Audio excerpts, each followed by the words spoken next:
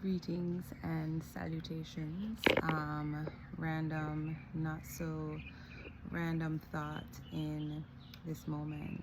I was just watching a video of Tupac Shakur, and he was talking to a group of people. I think probably maybe black artists, rap artists, and he was talking to them about AssataShakur and just, the idea of her and people like her who are held captive by, this government, many still to this day, and just the idea that they are presented as like a threat, right?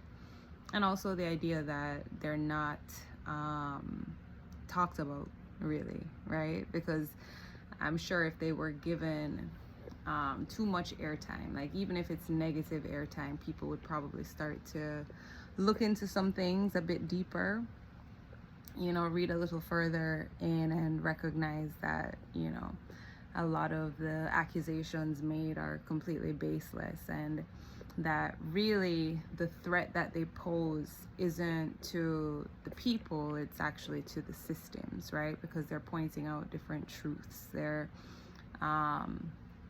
they're making clear the fact that the terrorists are actually the ones that are in power, and when you look at people like Tupac Shakur and how his death was kind of framed as gang violence, and you look at the things that he was saying and what he stood for and the influence that he had, the power of his voice, of his word, right?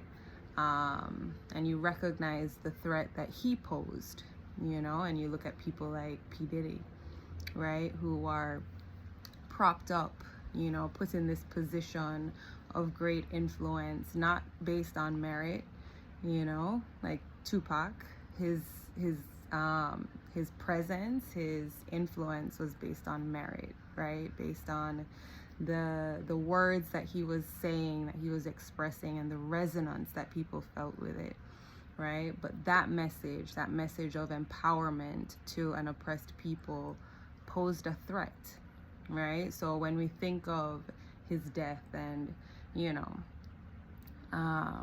the narrative that was put out there, I think it's also, important to question that and to recognize that, he too was someone that was more than likely a victim of political violence. And just something to think about. Thought that I was musing on in this moment, thought I would share. But yeah, that is all.